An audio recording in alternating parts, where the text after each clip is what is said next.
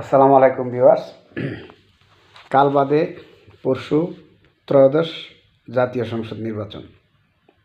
আশা করি বাংলাদেশের নতুন একটি সূর্যোদয় হোক, জাতির নতুন পথ চলার জন্য একটি সুন্দর সিদ্ধান্ত হোক।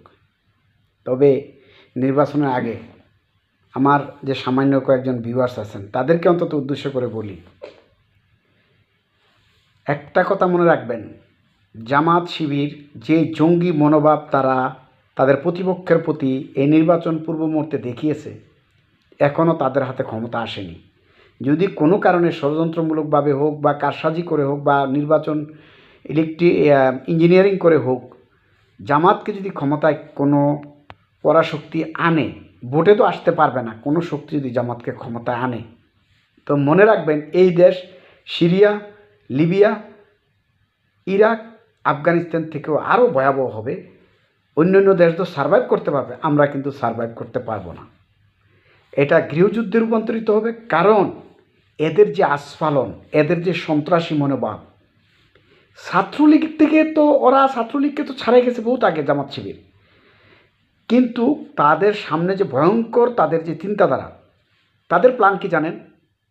একটা শেষ করা। তারা আওয়ামী লীগের দোষে আওয়ামী লীগ বিদায় হয়েছে, শুধু তাদের দোষে হয়েছে তা না।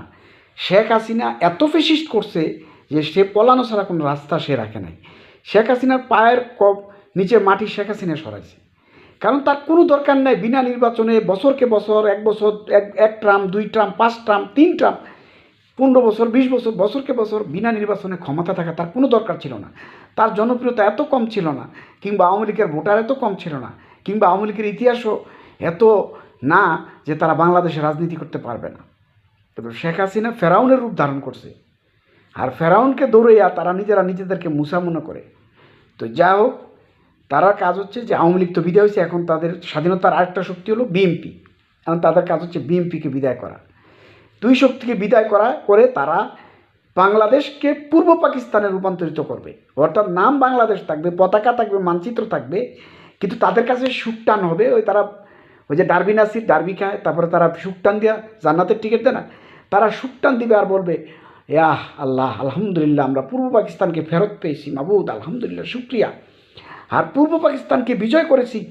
তো এখন সকল বিএনপির মেয়েরা, আওয়ামী লীগের মেয়েরা, নাউজুবিল্লাহ, এরা হচ্ছে তাদের গনিমতের মাল, তাদেরকে ভোগ করা যাবে, কোনো সমস্যা নাই, কারণ তারা পাকিস্তানিদের হাতে ওই মনে করেই আমাদের মা বোনদেরকে সোপর্দ করেছে এই জামাত।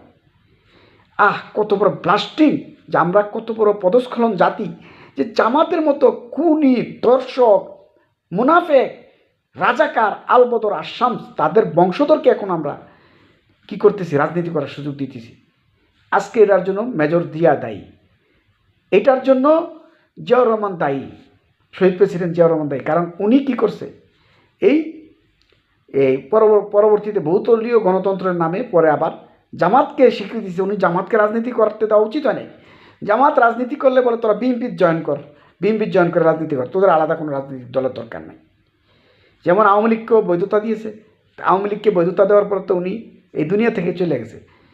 জিয়াউর রহমান, আওয়ামী লীগকে এবং জামাতকে আনার পরে জিয়াউর রহমানকে হত্যা করা হয়েছে। তাহলে আপনারা জানেন যে কি পরিস্থিতি হইতে পারে দেশে। আমাদের যুবক শ্রেণীকে মাদক দিয়ে যেমন বেদিশা করা হয়েছে, ঠিক তেমন জামাত নামের আরেকটা মাদক আমাদের যুবক শ্রেণীর মধ্যে ঢুকানো হয়েছে, কিছু যুবক শ্রেণীর মধ্যে ঢুকানো হয়েছে, প্রচুর অর্থ ব্যয় করা হয়েছে। আজকে দেশকে জামাত নামের মাদকে সবাইকে উন্মাদ করে তোলা হয়েছে। যদিও ভোটের পার্সেন্টেজ হিসাবে তারা ক্ষমতা দিতে পারবে না, কিন্তু একটা ফোমো তৈরি করতে চায়, একটা রং ধরাইতে চায়, যাতে ইলেকশন ইঞ্জিনিয়ারিং করলেও আপনার বলতে পারে যে না আমরা জনপ্রিয়, আমাদের হুট করে জনপ্রিয়তা বাড়ছে। সভা সমাবেশগুলো দেখেন না, তারা 2 লক্ষ টোকায়, তারপরে প্লাস্টিকের বোতল টোকায়, তারপরে পথশিশু 2 লক্ষ মানুষকে তারা উঠে নিয়েছে জামাত। উঠেয়া তাদেরকে ভালো কাপড় চোপড় পরাইয়া, খাবার দাবার দিয়ে, টাকা পয়সা দিয়ে প্রত্যেকটা জনসভায় তাদেরকে পাঠানো হয়। এই 2 লাখ লোক তাদের সবসময় বেশি থাকে, এক্সট্রা থাকে। প্রত্যেকটা বড় বড় জনসভায় তারা গাড়ি দিয়ে এদেরকে পাঠিয়ে দেয়।